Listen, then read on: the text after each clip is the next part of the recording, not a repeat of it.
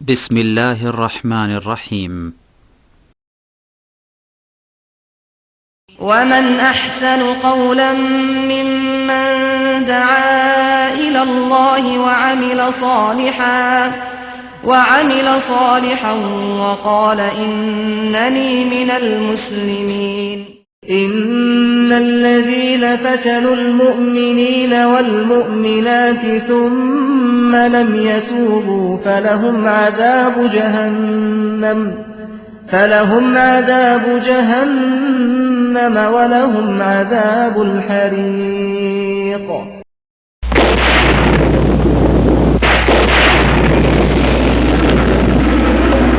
ومن سيئات أعمالنا من يهده الله فلا مضل له ومن يضلله فلا هادي له وأشهد أن لا إله إلا الله وحده لا شريك له وأشهد أن محمدا عبده ورسوله يا أيها الذين آمنوا اتقوا الله حق تقاته ولا تموتن إلا وأنتم مسلمون. তুমি মুমিন মুসলিমদেরকে বিশ্বের যেখানেই থাক না কেন মুমিন মুসলিম তাদেরকে তুমি এই নজরে এই দৃষ্টিতে দেখবে, তাদের ভালোবাসার ক্ষেত্রে একে অপরের সাথে এবং তাদের একে অপরের সহানুভূতির ক্ষেত্রে, তাদের একে অপরের ওপর দয়াশীল হওয়ার ক্ষেত্রে। তিনটি কথা বলেছেন নবী করিম সাল্লাল্লাহু আলাইহি ওয়াসাল্লাম। তারাহমহিম দয়া করার ক্ষেত্রে, তাওয়াদ্দুহিম ভালোবাসা সম্প্রীতির ক্ষেত্রে, ওয়া তাআতুফহিম একে অপরের সাথে সহানুভূতি সমবেদনার ক্ষেত্রে। সমবেদনা, আপনার ব্যথায় আমি ব্যথিত হব আর আমার ব্যথায় আপনি ব্যথিত হবেন, শুধু এই জন্য যে আমার আপনার মাঝে পরিচিতি আছে এই জন্য নয়, এই জন্য যে আপনার অন্তরে ঈমান আছে আল্লাহ পরকালের প্রতি, আমার অন্তরে ঈমান আছে, কোনো পরিচিতির প্রয়োজন নেই। শুধু এতটুকু জানি যে তারা মুমিন মুসলিম। এই আত্মীয়তা অত্যন্ত মজবুত আত্মীয়তা, অটুট আত্মীয়তা। এই আত্মীয়তা অস্বীকার করলে ছুটে যায় না। জি জি, এই আত্মীয়তা ছুটে যায় না। আর রক্তের আত্মীয়তা, বিবাহ শাদীর আত্মীয়তা, এসব আত্মীয়তা আছে না পৃথিবীতে। এক হচ্ছে রক্তের আত্মীয়তা, এক হচ্ছে বিবাহ শাদীর মাধ্যমে বিবাহ বন্ধনে আবদ্ধ হওয়ার পরে এক আত্মীয়তা হয়েছে, রিলেশন হয়েছে। আর খাওয়া দাওয়া আর এসবের আত্মীয়তা, এক ধরনের আত্মীয়তা আজকাল চলছে, যে যত খাওয়াইতে পারেন, যে যত খেতে পারেন, খাওয়াইতে পারলে খেতে পাবেন। এসব আত্মীয়তা রয়েছে আজকাল। দুনিয়ার যেসব ফায়দা রয়েছে সেসব ফায়দা লুটার জন্য আত্মীয়তা। তো এসব আত্মীয়তা ছুটে যেতে পারে, এসব আত্মীয়তার কোনো মূল্য নেই। আল-আখিল্লাউ বা'দুহুম লিবা'দিন আদুউন ইল্লাল মুত্তাকিন। আল্লাহ পাক রব্বুল আলামিন বলছেন যে বন্ধুরা একে অপরের শত্রু হবে কাল কিয়ামতে। আল-আখিল্লাউ, যাদের সাথে গাঢ় বন্ধুত্ব ছিল, ঘনিষ্ঠ বন্ধুত্ব ছিল, বা'দুহুম লিবা'দিন আদুউন, একে অপরের শত্রু হবে কাল কিয়ামতে। কোরআনে কারীমের কথা। ইল্লাল মুত্তাকিন, তবে আল্লাহ ভীরু যারা মুমিন, মুমিনের শত্রু কাল কিয়ামতে হবে না। আল্লাহু আকবার। আর পার্থিব স্বার্থের কারণে যেসব বন্ধুত্ব ছিল, রক্তের আত্মীয়তা ছিল, আর বিবাহ বন্ধনের মাধ্যমে যেসব আত্মীয়তা হয়েছিল, এইসব আত্মীয়তার সাথে সাথে ইমানের ইসলামের আত্মীয়তা যদি না থাকে তাহলে আদুগুন, একে অপরের শত্রু হবে। নবী করিম সাল্লাল্লাহু আলাইহি ওয়াসাল্লাম বলেছেন যে মুমিনদেরকে কেমন দেখবে? কাল জাসাদিল ওয়াহিদ, একটি শরীরের মতো, একটি দেহের মতো। তো একটি দেহের অবস্থা কেমন হয়? এজাস্তাকা ওযুন, নবী করিম সাল্লাল্লাহু আলাইহি ওয়াসাল্লাম বলছেন যদি একটি দেহের কোন একটি অঙ্গ, ওযুন একটি অঙ্গ কি হয়? ব্যথিত হয়। একটি অঙ্গ যদি আহত হয়, একটি অঙ্গ যদি পীড়িত হয়, আপনি অসুস্থ হয়েছেন কিন্তু আপনার পায়ে আঘাত, পা কেটে গেছে, হাতে ঘা হয়েছে, জি নাকে ঘা হয়েছে, কানে ঘা হয়েছে, গোটা শরীরে কোনো জায়গায় ঘা নেই। এজাস্তাকা ওযুন, একটি অঙ্গ ব্যথিত হয়েছে, পীড়িত হয়েছে, তাহলে সেই মানুষের দেহের অবস্থা কি হয় বা অঙ্গ প্রত্যঙ্গগুলির অবস্থা কি হয়? নবী করিম সাল্লাল্লাহু আলাইহি ওয়াসাল্লামের ভাষায় শুনেন, তাদাআ লাহু সাইরুল জাসাদ, শরীরের সমস্ত অঙ্গগুলি ওই একটি অঙ্গের সাথ দেয়। বুঝতে পারছেন তো কেমন ভাবে সাথ দেয়? কিসে সাথ দেয়? বিসাহরে ওয়াল হুম্মা, অনিদ্রায় সাথ দেয়। সাহার মানে অনিদ্রায়, ঘুম আসে না। আপনার পায়ে রয়েছে ক্যান্সার, পায়ে রয়েছে আপনার অসুখ, পা জখম হয়েছে, আহত হয়েছে, কিন্তু শুধু পায়ের অনিদ্রা হয় না, মাথার অনিদ্রা, মাথায় যন্ত্রণা, কি জন্য? ঘুম হয় না পায়ের ব্যথায়। চোখের জ্বালায় আর থাকতে পারছে না, চোখ দিয়ে পানি চলে আসছে, কারণ ঘুম হয়নি, অনিদ্রা। আসে না? চোখ জ্বালা করে পানি আসে না ঘুম না হইলে? সাঁত দিচ্ছে চক্ষু, সাঁত দিচ্ছে মাথা মাথা ব্যথা, মাথায় কিসের জন্য ব্যথা? অনিদ্রা। অনিদ্রা কেন? ওই যে পায়ে ঘা আছে সেই জন্য, পায়ের ব্যথার কারণে। ইসসাহরে অনিদ্রার ক্ষেত্রে সাঁত দেয়। ওয়াল হুম্মা, আর জ্বর হওয়ার ক্ষেত্রে শরীরে তাপমাত্রা বেড়ে যায়। পায়ে শুধু জ্বর থাকে না, পায়ে জ্বর, হাতে জ্বর, চোখে জ্বর, নাকে জ্বর, মাথায় জ্বর, গোটা শরীরের যত শিরা উপশিরা আছে সমস্ত কিছুতে জ্বর, তাপমাত্রা বেড়ে গেছে। আল্লাহু আকবার। নবী করিম সাল্লাল্লাহু আলাইহি ওয়াসাল্লাম কত সুন্দর, কত চমৎকার উদাহরণ দিয়েছেন। একটি দেহের মতো মুসলিম। সুতরাং আমাদের মুসলিম উম্মার যেগুলি খাঁটি মুসলিম, তাদেরকে যদি মাথা বলি, চোখ বলি, মুখমণ্ডল বলি, তাহলে যেগুলি মুসলিমদের মধ্যে একটু দুর্বলতা আছে কোন কোন ক্ষেত্রে, কেউ সিগারেট খায় কিন্তু 5 ওয়াক্ত নামাজি। এটা মনে ভুলবেন না ওই কথা আবার, যে নামাজি নাই, 5 ওয়াক্ত নামাজি কিন্তু সিগারেট খাওয়াই, জর্দা খাওয়া, দাড়ি রাখে না, এরকম বহু রোগ রয়েছে। তারা আমাদের মুসলিম ভাই, কোনটা হাত, কোনটা পা, কোনটা আর কিছু, কোনটা আর কিছু, কিন্তু তারা আমাদের মুসলিম ভাই। একটি শরীরের বিভিন্ন অঙ্গ, একটি শরীরের বিভিন্ন অঙ্গ প্রত্যঙ্গ। জি, এই হচ্ছে মুসলিম উম্মার উদাহরণ। সুতরাং মুসলিম উম্মাকে কেমন হইতে হবে? যদি আমাদের কোন মুসলিম ভাই দুঃখে থাকে, কষ্টে থাকে, তারা নির্যাতিত হয়, তাদের উপর জুলম অত্যাচার হয়, বাংলাদেশের এমন এক জায়গায় যেখানে জীবনে যাননি, আর যাওয়ার কথাও কল্পনা করেননি, আর কোনো আত্মীয় নেই আপনার বাড়ি বাংলাদেশের এক কিনারে আর এক কিনারে, তারা আপনাদের ভাই, তারা কষ্টে রয়েছে, তারা জুলম অত্যাচার রয়েছে, তারা মজলুম, নির্যাতিত। সুতরাং আপনি ব্যথিত, তারা যেমন শোকার্ত আপনিও শোকার্ত। জি, দয়াশীল হওয়ার দিক দিয়ে, ভালোবাসার দিক দিয়ে, তাদের সাথে সমবেদনার দিক দিয়ে, সহানুভূতির দিক দিয়ে। সারা বিশ্বের যে কোনো জায়গায় হোক না কেন, ইউরোপে হোক না কেন, আমেরিকায় হোক না কেন, আফ্রিকায় হোক না কেন, চায়নায় হোক না কেন, জাপানে হোক না কেন, যেখানেই থাকো না কেন, পাকিস্তানে হোক না কেন, ভারতে হোক না কেন, নেপালে হোক না কেন, পৃথিবীর যে কোনো জায়গায় হোক না কেন, কোনো মুসলিম ভাই বোন রয়েছেন আর তারা নির্যাতিত হয়েছে, তাদের উপর জুলম অত্যাচার হয়েছে, তারা অসুস্থ রয়েছে, তারা কষ্টে রয়েছে, বিপদে রয়েছে, বালা মুসিবতে রয়েছে, জানতে হবে যে মুসলিম উম্মার হাতে পায়ে কোথাও ক্যান্সার ঘা আছে, কোথাও ক্যান্সার হয়েছে, কোথাও ঘা হয়েছে, কোথাও আর কোনো ব্যথা হয়েছে, কোথাও আর কোনো রোগ হয়েছে। সুতরাং প্রত্যেক মুসলিমের লক্ষণ হচ্ছে, পরিচয় হচ্ছে যে সেই ব্যক্তি ব্যথিত, তার অন্তর ব্যথিত, সে পীড়িত, তার মুসলিম ভাইরা পীড়িত। এই জন্য সে পীড়িত, এই জন্য যে মুসলিম ভাইরা নির্যাতিত, মজলুম। এই কথাগুলি শুনে নেওয়ার পর মনে রাখতে হবে যে আমাদের কাছে একটি অস্ত্র আছে, যে অস্ত্র আমাদের কাছ থেকে কোনো শক্তি কেড়ে নিতে পারবে না। আমাদের কাছে এমন একটি অস্ত্র আছে মুমিন মুসলিমের কাছে, যে অস্ত্র কোনো শক্তি কেড়ে নিতে পারবে না। সেই অস্ত্রের নাম হচ্ছে দোয়া। সে অস্ত্রের নাম কি? দোয়া। আর দোয়া সেলাহুল মুমিন, দোয়া হচ্ছে মুমিনের অস্ত্র, মুমিনের অস্ত্র, মুনাফিকের অস্ত্র নয়। মুনাফিকের দোয়া কবুল হবে না। মুশরিকের অস্ত্র নয়, কারণ মুশরিক আল্লাহ ছাড়া অন্যকে ডাকে। বালা মুসিবতে বিপদ আপদে পড়লে, যদি কাফের মুশরিক, যারা বিধর্মী মুশরিক, দিনের বা ইসলামের বাইরে রয়েছে মুশরিক, তারা দেবী দেবতাকে যেমন ডাকে, তেমন নামে মাত্র মুসলিম, কিন্তু যারা মুশরিক, কবর মাজার পূজারী, তারা পীরকে ডাকে, গৌসুল আজমকে ডাকে, খাজা বাবাকে ডাকে, আট্রসি মাইজ ভান্ডারি যায়। সুতরাং তাদের দোয়া আল্লাহ শুনবেন না, কারণ তার আল্লাহর সাথে অংশীদার স্থাপন করে। আর যেই ভাই তৌহিদবাদী মুসলিম, তার অস্ত্র হচ্ছে দোয়া। আর এই অস্ত্র আপনার কাছ থেকে কেড়ে নিতে পারবেন না। আপনার বলবে তুমি চিৎকার করে জোরে দোয়া করবেন না, মনে মনে দোয়া করবেন আপনি, ঠিক না? মনে মনে দোয়া করবেন আপনি। জোরে দোয়া করলে হয়তো যদি আপনার ওপর পাবন্দি লাগে দেয়, এই জোরে তুমি আমাদের বিরুদ্ধে দোয়া করছো, এইরকম দোয়া করছো, যদি বাধা দেয় আপনাকে জোরে দোয়া করতে, তো মনে মনে দোয়া করবেন। আল্লাহ বলছে মনে মনে দোয়া করো। ওয়ানাহনু আকরাবু মিনকুম ওয়ালাকিন লা তুবসিরুন, আমি অত্যন্ত তোমাদের নিকটবর্তী, কিন্তু তোমরা দেখো না। ওয়ানাহনু আকরাবু ইলাইহি মিন হাবলিল ওয়ারিদ, তোমার যে কাঁধে যে শিরা রয়েছে তার চাইতে বেশি নিকটবর্তী আমি আল্লাহ রাব্বুল আলামিন। তিনি সত্তার দিক দিয়ে আরো সে আজিমে রয়েছেন, কিন্তু শ্রবণের দিক দিয়ে, শোনার দিক দিয়ে, আপনার দোয়া আমার দোয়া শোনার দিক দিয়ে, দেখার দিক দিয়ে, আমার আপনার হেফাজতের দিক দিয়ে, রক্ষণাবেক্ষণের দিক দিয়ে, পরিবেষ্টনের দিক দিয়ে, কুদরত ক্ষমতার দিক দিয়ে, তার জ্ঞানের দিক দিয়ে, এ সমস্ত দিক দিয়ে আল্লাহ রাব্বুল অত্যন্ত নিকটবর্তী। সুতরাং আপনি মনে মনে যদি দোয়া করেন, মুখ না নড়িয়ে, তবু আল্লাহ রাব্বুল আলামিন শুনছেন। তাহলে বাধা দিতে পারবে কোনো বাতিল শক্তি, কোনো কাফের জালেম, কোন মুনাফিক যে দোয়া করবে না, খবরদার আমাদের বিরুদ্ধে দোয়া করবে না, আমাদের বদদোয়া করবে না, না হলে তোমাকে এই করবো সেই করবো, বাধা দিতে পারবে না।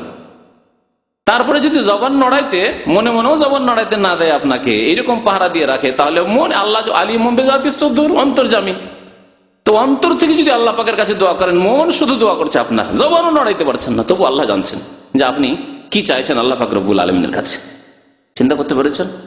সুতরাং এই দোয়া ভুলবেন না, নিজের জন্য, নিজের আত্মীয় স্বজনের জন্য, যারা সৎ তাদের ইমান মজবুত হোক, তাদের আল্লাহ হেফাজত করুক, যারা অসৎ ব্যক্তি তাদেরকে আল্লাহ হিদায়াত করুক, আর যারা মুসলিম ভাই মজলুম, নির্যাতিত, তাদের জুলম অত্যাচার হচ্ছে, কারো পক্ষ থেকে হোক না কেন, তাদেরকে দোয়াই ভুলবেন না। কারণ দোয়া করলে সবচেয়ে বড় উপকারিতা আপনার, ফায়দা আপনার।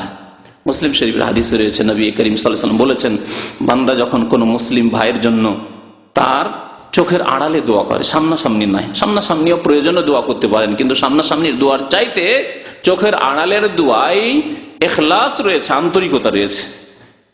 অনেক সময় সামনাসামনি দোয়া করে দিই মানুষকে খুশি করার জন্য, এটা হতে পারে, সবাই না হলেও কিছু লোকের এরকম হতে পারে। শয়তান ওখানে সুযোগ নিতে পারে যে তার সাথে একটা ঘনিষ্ঠ সম্পর্ক করার জন্য, যখন তখন জাযাকাল্লাহ খায়র, আল্লাহ আপনাকে খুব সুখে রাখো, আল্লাহ আপনাকে খুব সুখে রাখো, খুব বললেন, কিন্তু ভিতরে ভিতরে একটু দূরে গেলে এই যে লোকটি জাযাকাল্লাহ খায়র বললাম, সবচেয়ে বড় দুষ্ট হতে পারে কিনা?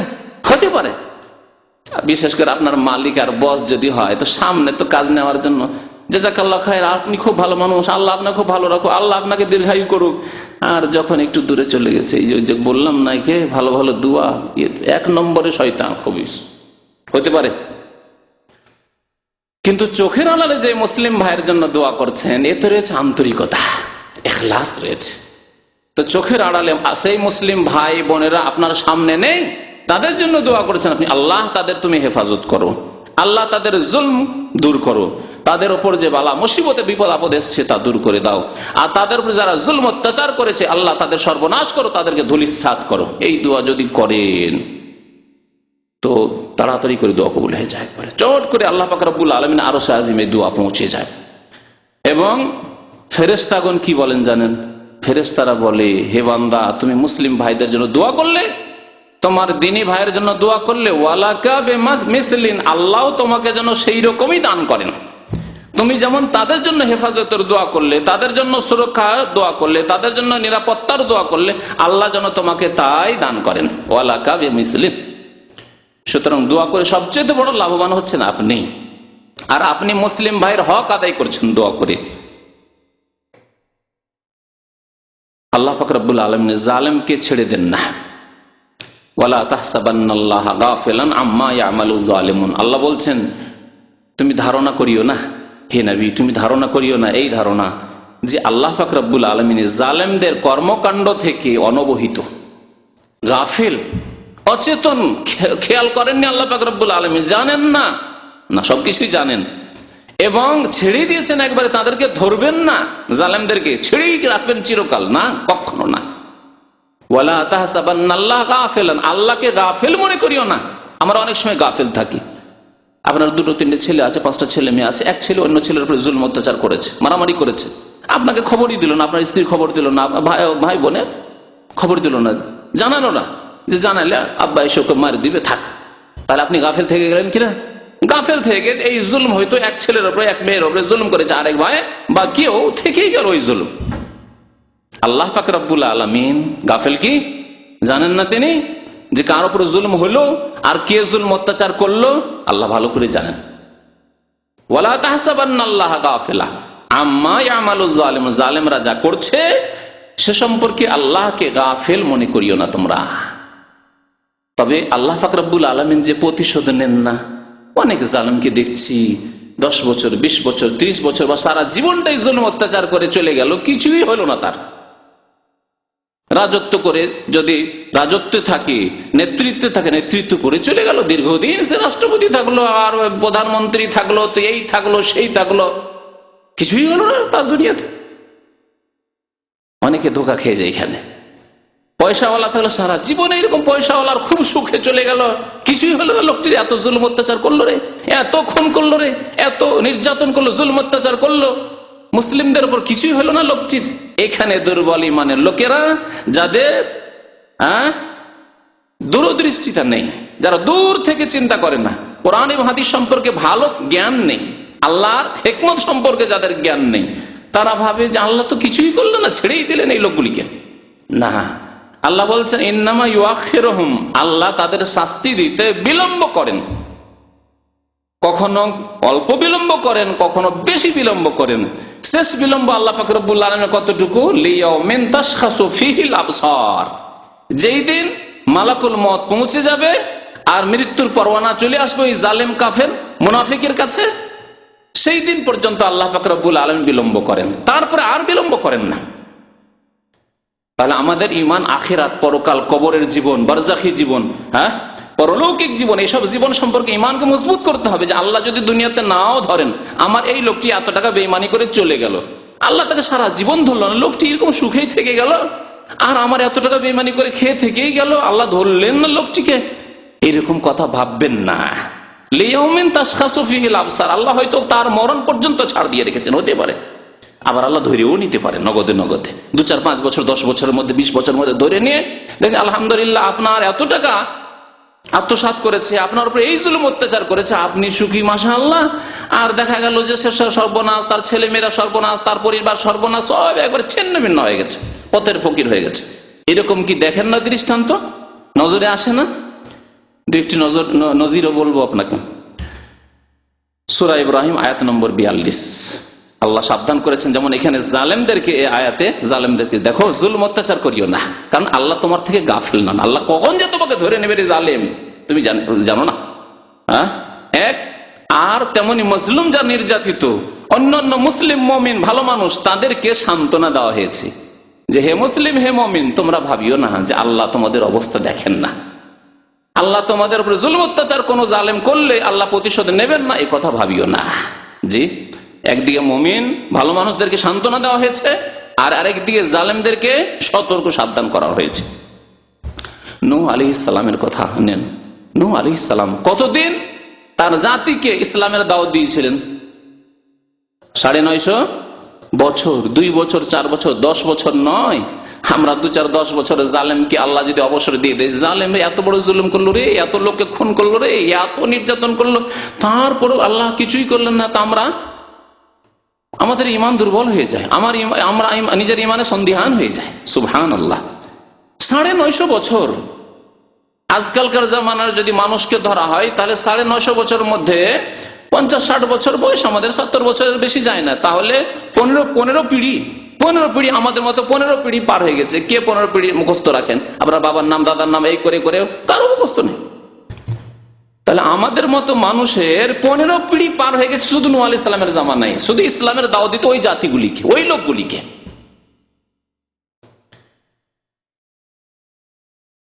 যখন 950 বছর হয়ে গেল, ফালাবিসা ফিহিম আলফা সানাতিন ইল্লা 50 আমা, আল্লাহ বলছেন নিজ জাতির মাঝে ইসলামের দাওয়াত দিতে গিয়ে 1000 বছর থাকলেন, মাত্র 50 বছর কম, অর্থাৎ 950 বছর। আল্লাহ বলছেন ওমা আমানা মাহু ইল্লা কালিল, অল্প কয়েকজন লোক ঈমান নিয়ে এসেছিল। 950 বছরও অল্প কয়েকজন লোক ঈমান নিয়ে এসেছিল। নূহ আলাইহিস সালাম শেষখানে 950 বছর যখন হয়ে গেল, সিদ্ধান্ত নিলেন যে এই জালেম কাফেরদেরকে আর হিদায়াত করা যাবে না, এর আল্লাহর কোনো পরোয়াই করে না, আযাবের ভয়ই করে না। 950 বছর যেমন তেমন কথা নাকি, কতবার তিনি বলেছেন। আর সেদিকে তো যাওয়ার সময় নেই যে রাত দিন সমান করে দিয়েছিলেন। দাও তো কওমি লাইলা ওয়া নাহারা, আল্লাহ শুধু দিনে নয় যে 2-4 ঘন্টা গেলাম একটু ব্যাস হয়ে গেল, যেমন আমাদের মতো লোকের অবস্থা যে গেলাম তো একবার গেলাম হয়ে গেল, একটা লোকের নামাজের কথা বললাম, একটা লোকে ভালো কথা বললাম, বলেছি, অনেক বলেছি, ওতেই হয়ে গেল। দাওয়াত কওমি লাইলা ওয়া নাহারা, রাত দিন আল্লাহ 24 ঘন্টা আমার জাতিকে ইসলামের দিকে দাওয়াত দিলাম, বললাম কুলু লা ইলাহা ইল্লাল্লাহ, বলো আল্লাহ ছাড়া কোনো সত্য মাবুদ নেই, জুলম অত্যাচার করিও না, আল্লাহ দ্রোহিতা করিও না। ফালাম ইয়াজিদহুম দুআ ইল্লা ফিরার, কেউ আমার কথা শুনলো না। আল্লাহ শেষখানে কি সিদ্ধান্ত নিলেন? সূরা নূহ আল্লাহ বলছেন বদদুয়া করে দেওয়ার, অভিশাপ। এদের জন্য বদদুয়া ছাড়া আর কিছু করার নেই আমার কাছে। দোয়া এমন এক অস্ত্র, যে অস্ত্র চিনিয়ে এই কাফের জাতি নিতে পারবে না আমার কাছ থেকে। নূহ আলাইহিস সালাম দোয়া করছেন, ওয়াকালা নূহ রাব্বি লা তাযার আলাল আরযি মিনাল কাফিরিনা দাইয়ারা। নূহ আলাইহিস সালাম আল্লাহ পাক রব্বুল আলামিন দরবারে দোয়া করলেন, আল্লাহ এই জমিনের উপরে, পৃথিবীর উপর কোন কাফের একটি বাড়িও রাখিও না আল্লাহ। লা তাযার আলাল আরদ, পৃথিবীতে, তখন পৃথিবীতে সামান্য কিছু লোকই তো ছিল। নূহ আলাইহিস সালাম ওই সমস্ত লোকের জন্য নবী হয়ে এসেছিলেন। এখনকার মতো না যে সারা বিশ্বে অসংখ্য মানুষ, আর নূহ আলাইহিস সালাম সারা বিশ্বের জন্য, যাদের কাছে ইসলামের দাওয়াত পৌঁছে তাদের জন্য বদদুয়া করে দিলেন না। সামনে ওই লোকগুলি, আদম আলাইহিস সালামের কিছু পরে নূহ আলাইহিস সালামের সামনে ওই লোকগুলি, কয়েক হাজার লোক বা লক্ষের বেশি হয়তো হবে না, এই বেশ কিছু লোক, তাদের সবার কাছে ইসলামের দাওয়াত 950 বছর পৌঁছে দেওয়ার পরে প্রথম তারা শিরক কুফরি করা শুরু করেছে, মূর্তি পূজা করা শুরু করেছে, মাজার পূজা করা শুরু করেছে, আল্লাহ ছাড়া অন্যের পূজা শুরু করেছে এই জাতি। ওয়াদ, সোয়া, ইয়াগুস, ইয়াউক, নাসার, এরা সব সৎ লোক ছিল, ওলি ছিল। আজকাল ওলি আউলিয়ার নামে তো কবর মাজার পূজা না, ওলি আউলিয়া ছিল। বুখারী শরীফ হাদিসে রয়েছে যে হাওলায়ে, এরা কি ছিল? রিজালুন সালেহিন, সৎ লোক ছিল, এরা সব সৎ লোক ছিল। আসমা ও রেজালিন সালেহিন, এগুলি হচ্ছে ওলি আউলিয়াদের নাম, সেই যুগের সৎ লোক, আল্লাহ ভক্ত লোকদের নাম ছিল। এদের তারা প্রতিমূর্তি তৈরি করে পূজা শুরু করেছিল। দোয়া করলেন আল্লাহ পাক রব্বুল আলামিনের দরবারে এই বদদুয়া, লা তাযার আলাল আরদি মিনাল কাফিরিন, কাফেরদের দাইয়ারা, একটি ঘরও আল্লাহ রাখিও না, একটি সন্তানকে রাখিও না আল্লাহ পাক রব্বুল আলামিন। ইন্নাকা ইনতাজারহুম, কারণ আল্লাহ তুমি তাদের কোনো একজনকে যদি অবশিষ্ট রেখে দাও, যে এই 2-4টি কাফেরকে রেখে দি, ইনতাজারহুম ইউদিল্লু ইবাদাক, এই কাফেরগুলি বাকি যে 10-20 জন মুসলমান হয়েছে, কলিমা পড়েছে, তাদেরকে বিভ্রান্ত করে আবার ফিরিয়ে নেবে, মুরতাদ বানিয়ে দিবে। ইউদিল্লু ইবাদাক, তোমার বান্দাদেরকে গুমরাহ করে দিবে। ওয়ালা ইয়ালিদু ইল্লা ফাজিরান কাফার, আল্লাহ 950 বছরে হিদায়াত হলো না, তাহলে এদের ওরস থেকে কি আর কোনো ভালো মানুষ জন্মাবে? ওয়ালা ইয়ালিদু ইল্লা ফাজিরান কাফারা, এদের আগামী প্রজন্মে কোনো ভালো মানুষ জন্মিবে না, ফাজের, ফাসেক, পাপিষ্টই জন্মিবে এদের ওরস থেকে, আর না হয় কাফের জন্মিবে। আল্লাহ কাফের আর পাপিষ্ট ছাড়া কোনো ভালো মানুষ জন্মিবে না। সুতরাং আল্লাহ এদেরকে রেখে লাভ নাই, আল্লাহ তুমি এদেরকে ধ্বংস করে দাও। তারপরে আযাবে ইলাহি যে আসলো তা তো জানাই আছে। হ্যাঁ, এমন বিশাল বন্যা আসলো, আর শুধু বন্যা নদী আর সমুদ্র থেকে নয়, চুলাতে আগুন জ্বলছে, রান্না চলছে, আর চুলা থেকে পানি, আগুন জ্বলা অবস্থায় চুলা থেকে পানি, জি, ওপর থেকে বৃষ্টি, সমুদ্রের পানি, নদীর পানি, চারিদিক থেকেই বন্যা। আল্লাহু আকবার। এক ছেলে কাফের হয়ে বলছে যে সাউই ইলা জাবালিন, পাহাড়ে চড়ে যাবো, ইয়াসিমুনি মিনাল মা। বলছিলাম যে দেখেন, ইমান না থাকে আর রক্তের সম্পর্ক আছে, একই মায়ের পেটের ভাই, বিবাহ সাথী সম্পর্ক আছে, স্বামী স্ত্রী, এসব কাজে আসবে? এই আত্মীয়তা আছে ইসলামে? নেই। তাই আল্লাহ কি বললেন ওই কাফের সম্পর্কে, নূহ আলাইহিস সালামের ছেলে সম্পর্কে, যখন আল্লাহর কাছে দরখাস্ত করে, স্পেশাল দরখাস্ত, আল্লাহ আমার ছেলেটিকে তো পাচ্ছি না, উদ্ধার করো আল্লাহ, ছেলেটিকে আল্লাহ তুমি হিদায়াত করে দাও, আর আমার ছেলেটি কমপক্ষে 5 চোখে তো ডুবে এখনই ধ্বংস হয়ে যাবে আমার চোখের সামনে। ছেলে যদি চোখের সামনে ধ্বংস হয়, আপনার কি অবস্থা হইতে পারে যদি আপনার চোখের সামনে একটি ছেলে নদীতে ডুবে মারা যাচ্ছে? আল্লাহু আকবার। নূহ আলাইহিস সালামের সেই অবস্থায় হয়েছিল মানুষ হিসাবে, যে অবস্থা আপনার হইতে পারে, আপনার চোখের সামনে একটি ছেলে মেয়ে ডুবলে আপনার। দোয়া করেছেন আল্লাহর কাছে, রব্বে ইন্নাবনি, হে আল্লাহ এ তো আমার ছেলে, ওয়াদাকাল হক, আর তোমার ওয়াদা সত্য আল্লাহ, নবীদেরকে কি তুমি লাঞ্ছিত অবদস্থ করবে, নবীদের মান সম্মান তুমি রক্ষা করো আল্লাহ। আল্লাহ বলছেন তুমি কেমন করে ইন্না ইবনি বললে, ইন্নাহু লাইসা মিন আহলিক, এ তোমার পরিবারের লোকই না, তোমার পরিবারের অন্তর্ভুক্তই নয়। কেনান, যার নাম তাফসীর কিতাবাইতে কেনান এসেছে। তো বলছিলাম যে বদদুয়া কাফের, জালেম, মুনাফিকদের জন্য কোরআনে রয়েছে এবং নবী সাল্লাল্লাহু আলাইহি সাল্লামের হাদিসে রয়েছে। মূসা আলাইহিস সালামের কথা বলি। মূসা আলাইহিস সালাম কত দুর্বল হয়ে ইসলামের দাওয়াত নিয়ে যাচ্ছেন। মূসা আর হারুন কার কাছে? ফেরাউনের কাছে। আর ফেরাউন কত শক্তিশালী, আজকালকার পৃথিবীর সবচেয়ে শক্তিশালী একজন রাষ্ট্রনেতাকে নিয়ে নেন, আর সেই যুগের ফেরাউন, ঠিক না? কত শক্তিশালী সেই ফেরাউন, সেই ফেরাউনের পরিণাম কি হলো? মুসা আলাইহিস সালামের বদদুয়া। তাহলে দোয়া যে মুমিনের অস্ত্র, এই অস্ত্রের ভালো ব্যবহার করবেন, মুমিনদের জন্য ভালো দোয়া করবেন, আল্লাহ তাদের হেফাজত করুক। আর কাফের, মুনাফিক, জালেম যে মুশরিক, আল্লাহ পাক রব্বুল আলামিন তাদের সর্বনাশ করুক, এই দোয়া ভুলবেন না। মুসা আলাইহিস সালাম যখন নিরাশ হয়ে গেলেন, যে কটা লোক হেদায়েত হলো, ফামা আমানা লিমুসা ইল্লা যুররিয়াতুম মিন কওমিহি। শোনাই আপনাদেরকে, আল্লাহ কি বলছেন? ফামা আমানা লিমুসা, মুসা আলাইহিস সালামের প্রতি ঈমান নিয়ে আসলো মাত্র কয়েকজন যুবক, তার সম্প্রদায়, তার কওমের। যুররিয়াতুম মিন কওমি, তার সম্প্রদায়ের মাত্র কয়েকজন যুবক। তাহলে বৃদ্ধরা মুসলমান হতে চায়নি, মুসা আলাইহিস সালামের প্রতি ঈমান নিয়ে আসেনি। জি, কেন? আলা খাউফিম মিন ফিরাউন, ফিরাউনের ভয়ে, ফেরাউনের জুলম অত্যাচারের ভয়ে, যে কে বরদাস্ত করতে পারবে। এখনই মুসার কলেমা পড়বো, ফেরাউনের গোয়েন্দারা গিয়ে ফেরাউনকে বলে দিবে, ফেরাউন জাল্লাদকে পাঠিয়ে জবাই করে দেবে। এই ভয়ে বুড়োরা, কেন বুড়োদের বেশি জীবনের উপর মায়া, বাস্তব সত্য। বুড়োদের পয়সার উপর বেশি মায়া, যত বয়স হচ্ছে পয়সার উপর বেশি মায়া, এটি বাস্তব সত্য কথা। আর চোখের সামনে দেখতে পাবেন, যত অল্প বয়স টাকা পয়সার উপর কম মায়া, যদি দিনদারি ধার্মিকতা থাকে, ইমান থাকে। আর দিনদারি থেকেও দেখা যায় যত বয়স বাড়ছে তত পয়সার উপর মায়া, তত জমি জায়গার উপর মায়া, তত বাড়ি ঘরের উপর মায়া, তত বেশি ছেলে মেয়েদের উপর মায়া, দুনিয়ার উপর মায়া বেশি। অল্প কয়েকজন যুবক, মুসলমানের যুবকদের মধ্যে সাহস আছে, কি করবে দেখা যাবে, কি করবে ফেরাউন দেখা যাবে। সত্য কথা যখন জানতে পারছি মুসা আলাইহিস সালামের কথা সত্য, আল্লাহর দিন সত্য, তাকে মানবো, দেখা যাবে কি হবে। এই সাহস করেই যুবকরাই ইসলাম গ্রহণ করেছে। ইল্লা যুররিয়াতুম মিন কওমি আলা খাউফিম মিন ফিরআউন ওয়া মালা। আল্লাহ পাক রব্বুল আলামিন বলছেন, মুসা আলাইহিস সালাম যখন নিরাশ হয়ে গেলেন, আর কেউ ইসলাম গ্রহণ করবে না, মুসা আলাইহিস সালাম শেষখানে তার এই অস্ত্রের ব্যবহার করেছেন, বদদুয়া করেছেন কাফের জালেমদের উপর, যার পরিণামে আল্লাহর গজব আসলো। আর ফেরাউন কেমন অসহায় হয়ে তার সৈন্য সামন্ত নিয়ে ধ্বংস হলো তা তো জানেন। আল্লাহ বলছেন, ওয়াকালা মুসা, মুসা আলাইহিস সালাম আল্লাহ পাকের কাছে দোয়া করলেন, রব্বানা ইন্নাকা আতাইতা ফিরআউনা ওয়া মালাআহু জিনাতান ওয়া আমওয়ালা। আল্লাহু আকবার।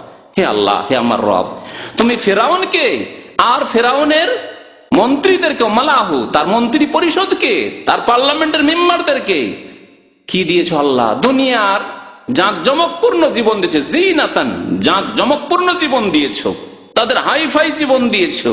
তারা কল্পনা করতে পারে না যে আমাদের কাছে কে পৌঁছবে, মুসা আমাদের কিছু করতে পারবে, কল্পনা করতে পারে না তারা। আল্লাহ তাদেরকে এত শক্তিশালী করেছো আল্লাহ। ওয়া আমওয়ালান, আর অঢেল ধন সম্পদ আল্লাহ দিয়েছো, ফিল হায়াতিদ দুনিয়া, পৃথিবীতে। রব্বানা লিয়ুদিল্লু আন সাবিলিক, আল্লাহ এসব দিয়েছে, এসবের প্রয়োগ কোথায় করছে? তারা তোমার রাস্তা থেকে মানুষকে পথভ্রষ্ট করছে।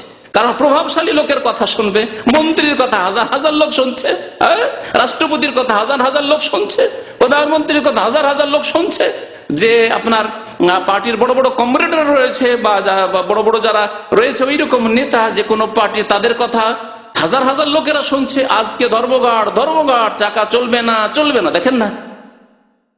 আর বড় একজন আলেম নিয়ে নেন, যদি বলে বাংলাদেশে শুনবে, প্রভাব নেই, মানে এই দলের প্রভাব, এই প্রভাব চাই, অস্ত্রের প্রভাব চাই, ক্ষমতার প্রভাব চাই, ধন সম্পদের প্রভাব, প্রশাসনের প্রভাব, এইসব প্রভাব।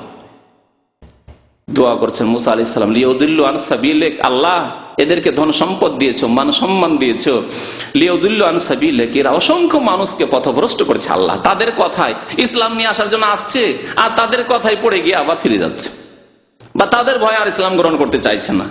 যে মুসা, কথা তো তোমার ভালোই লাগে, কিন্তু জীবন বাঁচবে না, জীবন বাঁচবে না। বেঁচে থাকতে হইলে ফেরাউনের কথা শুনতেই হবে, রাষ্ট্রনেতার কথা শুনতেই হবে। বদদুয়া করছেন এখন, রব্বানা তমিস আলা আমওয়ালিহিম, আল্লাহ তাদের ধন সম্পদকে তুমি নিশ্চিহ্ন করে দাও। দোয়া দেখেন মুসা আলাইহিস সালামের, আল্লাহ আর মুসলমান হবে না এরা। রব্বানা তমিস আলা আমওয়ালিহিম, তাদের ধন সম্পদকে নিশ্চিহ্ন করে দাও। ওয়াশদুদ আলা কুলুবিহিম, দ্বিতীয় বদদুয়া, আল্লাহ তাদের অন্তরকে তুমি নিষ্ঠুর, শক্ত বানিয়ে দাও, কঠোর বানিয়ে দাও, তাদের অন্তরকে আরো কঠোর বানিয়ে দাও, শক্ত বানিয়ে দাও। ফালা ইউমিনু হাত্তা ইয়ারাউল আযাবাল আলীম, যাতে করে কঠোর শাস্তি না দেখা পর্যন্ত তারা আর ঈমান না নিয়ে আসে। অর্থাৎ মৃত্যু মুখে পতিত হওয়া, আর কঠোর আযাব, আল্লাহর আযাব, আসমানি আযাব না আসা পর্যন্ত তাদের ইমানের তৌফিক না হয়, অর্থাৎ যাতে করে আর ইমানের তৌফিক তাদের না হয়, কলিমা পড়ার সুযোগ না হয়, কারণ তাদেরকে যথেষ্ট আল্লাহ তুমি সুযোগ দিয়েছো। অনেক নিদর্শন মুজিজা পাঠিয়েছেন, কোরআনে কারিমে আছে মুসা আলাইহিস সালামকে আল্লাহ কয়টি মুজিজা দিয়েছেন কেউ বলতে পারেন? ওয়ালাকাদ আতাইনা মুসা 9 আয়াতিন বাইয়িনাত, সুস্পষ্ট 9টি নিদর্শন, জাজল্য প্রমাণ যে মুসা আলাইহিস সালাম যে অসাধারণ ব্যক্তি, আল্লাহর রসুল, এর জন্য মুজিজা, অলৌকিকত্ব যা সাধারণ মানুষ তারা হতেই পারে না। বগল থেকে হাত বের করে আর চমকে উঠে চাঁদির মতো, হাত চমকে চাঁদির মতো। জি, এরপর আর কি দেখতে হয়? তারপরে বিশ্বাস হয় না যে অসাধারণ ব্যক্তি একজন? লাঠি ফেলে দিলে অজগর সাপ লাফ দেয়, আর হাজার হাজার জাদুকররা যে বড় বড় রশি নিয়ে এসেছিল আর লাঠি নিয়ে এসেছিল সবকে গিলে খেয়ে ফেললো, তারপরে ইসলাম গ্রহণ করলো না। আর কি চাই তাদের জন্য? আরো যে কত রকমের, যেগুলি বলার এখন সময় নেই, সেই জন্য সংক্ষেপ করে দিচ্ছি। আল্লাহর কাছে দোয়া করলেন, ফালা ইউমিনু হাত্তা ইয়ারাউল আযাব আলিম, সূরা ইউনূস আয়াত নম্বর 88। আল্লাহ কি বলছেন? কালা কাদ উজিবাত দাওয়াতুকুমা, হে মুসা, হে হারুন, তোমাদের দুই ভাইয়ের দোয়া কবুল হয়ে গেছে। আল্লাহু আকবার, তোমাদের দুই ভাইয়ের দোয়া কবুল হয়েছে, অস্ত্র কাজে লেগেছে, দোয়ার অস্ত্র তোমাদের কাজে লেগে গেছে। আল্লাহু আকবার। ফাস্তাকিমা, কিন্তু শর্ত হচ্ছে দোয়া কবুল হওয়ার জন্য আল্লাহর দরবারে দোয়া যে আপনি কবুল করাবেন, আল্লাহ যে কবুল করবেন তার জন্য শর্ত, 2টি শর্ত আল্লাহ বলেছেন এখানে। ফাস্তাকিমা, সুতরাং তোমরা দ্বীনের উপর অটল থাকো, দ্বীনের উপর অটল থাকো। আপনি দোয়া করবেন, আপনাকে ইসলামের উপর অটল থাকতে হবে, 5 ওয়াক্ত নামাজের উপর অটল থাকতে হবে। আপনি দোয়া করেছেন আপনার জন্য, আপনার মুমিন ভাইদের জন্য, নির্যাতিত মুসলিমদের জন্য, কত অন্তরের দরদ আর ব্যথার আবেগ এসব আছে, কিন্তু ফজরে নেই, ফজরে খুঁজে পাওয়া যায় না আপনাকে। নামাজ 4 ওয়াক্ত 3 ওয়াক্ত খেয়াল খুশি পড়েন, হবে? কখনো দোয়া কবুল হবে না, না আপনার জন্য হবে, না আপনার মুসলিম ভাইদের জন্য দোয়া কবুল হবে। আজকে মুসলিম বিশ্বের মানুষেরা কত দোয়া করছে মুসলিমদের জন্য, দোয়া কবুল হচ্ছে না, তার পিছনে কারণ হচ্ছে নেই নামাজ, নেই অধিকাংশ মানুষের মধ্যে তাওহীদ, কবর মাজার ভক্ত, কবর মাজার পূজা, ওরস, আর কবরে তওয়াফ করা, কবরে চাদর চড়ানো, এগুলি হচ্ছে তাদের ধর্ম, শিরক বিদআত করা ধর্ম। আর তারপরে আল্লাহর কাছে দোয়া করবেন, কেমন করে আল্লাহ পাক রব্বুল আলামিন দোয়া শুনবেন? নামাজ নেই, আবেগে এসে দোয়া করেছেন, হাই মুসলিমদের এত জুলুম হইল, আল্লাহর কাছে দোয়া করেছে, আল্লাহ শুনছেন না, আল্লাহ শুনছেন না। ফাস্তাকিমা, তাওহীদের উপর, আল্লাহর একত্বের উপর অটল থাকো, নামাজের উপর অটল থাকো, সততা, ইমানদারি, তাকওয়া, আল্লাহ ভীরুতার উপর অটল থাকো, পাপমুক্ত জীবন যাপনে অটল থাকো। ফাস্তাকিমা, মুসা, হারুন, তোমরা দ্বীনের উপর অটল থাকো, তাহলে কাদ উজিবাত দাওয়াত, তোমাদের দোয়া কবুল হয়ে গেছে। আর কি? ওয়ালা তাত্তাবিআন সাবিলাল্লাযিনা লা ইয়ালামুন, যারা আল্লাহকে জানলো না, আল্লাহকে চিনলো না, অর্থাৎ কাফের, মুনাফিক, মুশরিক, তাদের অনুসরণ করিও না, তাদের রাস্তার অনুসরণ করিও না। তাহলে কাফের, জালেম, মুনাফিকদের রাস্তা পরিহার করতে হবে, মুনাফিকদের সহযোগিতা করবেন, মুনাফিকদের দলভুক্ত হয়ে থাকবেন, মুনাফিকদের পৃষ্ঠপোষকতা করবেন, মুনাফিকদেরকে ভোট দিয়ে শক্তিশালী করবেন। হ্যাঁ, যারা ইসলামের ক্ষতি করে, যারা মুসলিমের ক্ষতি করে, মুসলিম দেশের ক্ষতি করে, যারা মুসলিম সম্পদের আত্মসাৎ করে, আর তারপরে আল্লাহর কাছে দোয়া করবেন। কেমন করে দোয়া কবুল হবে? 2টি শর্ত বুঝতে পারলেন? দ্বীনের উপর অটল থাকতে হবে, আর যারা আল্লাহকে চিনলো না, কাফের, মুনাফিক আর জালেম, মুশরিক, তাদের অনুসরণ করিও না। সূরা ইউনূসের আয়াত নম্বর 89। তো এই আয়াত সম্পর্কে আলোচনা করতে গিয়ে যথেষ্ট সময় চলে গেল। নবী করিম সাল্লাল্লাহু আলাইহি সাল্লাম বলেছেন, ইন্নাল্লাহ লা ইউমলিল জালিম, বুখারী শরীফের হাদিস, মুসলিম শরীফের হাদিস। আল্লাহ পাক রব্বুল আলামিন জালেমকে অবসর দেন, ছাড় দেন, আল্লাহ রাব্বুল আলামিন ধরেন না, অনেক দিন ধরেন না, হাত্তা ইযা আখাযাহু, কিন্তু আল্লাহ যখন ধরে নেন, আল্লাহ পাক রব্বুল আলামিন, আল্লাহ যখন পাকড়াও হয়ে যায়, লাম ইউফলিতহু, তখন আর ছাড়েন না আল্লাহ পাক রব্বুল আলামিন, সর্বনাশ করে দেন। আল্লাহ যখন জালেমকে ধরেন আর ছাড়েন না। আর আল্লাহর হিকমত অনেক সময় থাকে যে ঠিক আছে, কতদূর যাবি যা, হয়তো ধরলো না। সোভিয়েত ইউনিয়নের জালেমরা, স্টালিন আর লেনিন আর এই যারা মার্ক্সবাদে বিশ্বাসী, তাদের জুলম অত্যাচারকে আল্লাহ পাক 70 বছর ধরে ছাড়লেন।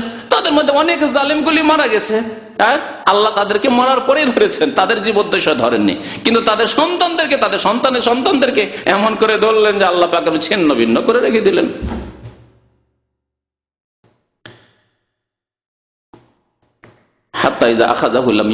আল্লাহ যখন ধরে নেন আল্লাহর আযাবে, তখন আল্লাহ আর ছাড়েন না যে কোনো জালেমকে। তারপরে নবী করিম সাল্লাল্লাহু আলাইহি ওয়াসাল্লাম একটি আয়াত পাঠ করলেন, এর সমর্থনে কি আয়াতটি রয়েছে, ওয়াকাযালিকা আখযু রাব্বিকা, এইভাবে তোমার রব ধরে থাকেন, পাকড়াও করে থাকেন, শাস্তি দিয়ে থাকেন।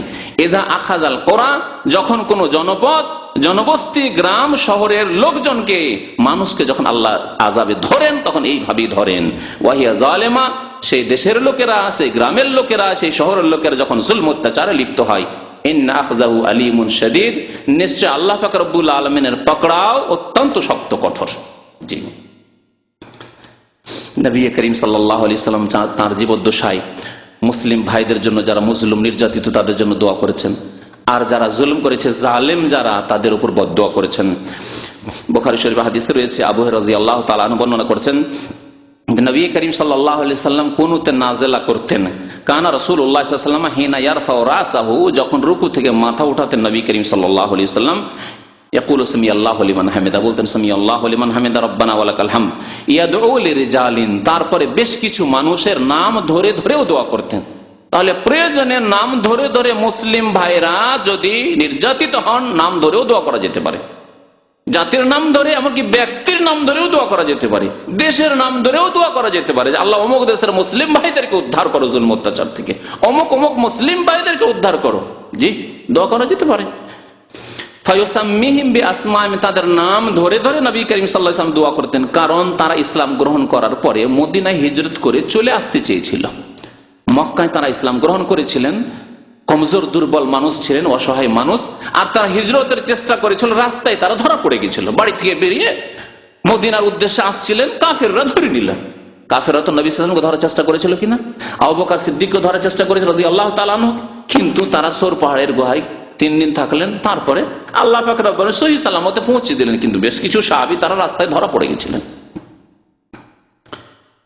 ধরা পড়ে যাওয়ার পর তাদের উপরে যে জুলম অত্যাচার চলেছিল, শুধু এই অপরাধ, তাদের 1 পয়সা খেয়ে আসেনি, বরং নিজের বাড়ি ঘর ধন সম্পদ সব ছেড়ে দিয়ে চলে এসেছে, ব্যবসা বাণিজ্য ছেড়ে দিয়ে চলে এসেছে। এই অপরাধ যে মুহাম্মদ সাল্লাল্লাহু আলাইহি ওয়াসাল্লামের সাথী হতে যাচ্ছ, হ্যাঁ, তার সহযোগিতা করার জন্য যাচ্ছ, আর ওমা নাকামু মিনহুম ইল্লা আন ইউমিনু বিল্লাহিল আজিজিল হামিদ। কোন অপরাধ ছিল না, একটি অপরাধ, যে এক আল্লাহ, যিনি প্রশংসিত, যিনি সর্বশক্তিমান, তার প্রতি তারা ঈমান নিয়ে এসেছিল, পড়েছিল কালেমা লা ইলাহা ইল্লাল্লাহ মুহাম্মাদুর রাসূলুল্লাহ। আর কোন অপরাধ তারা করেনি।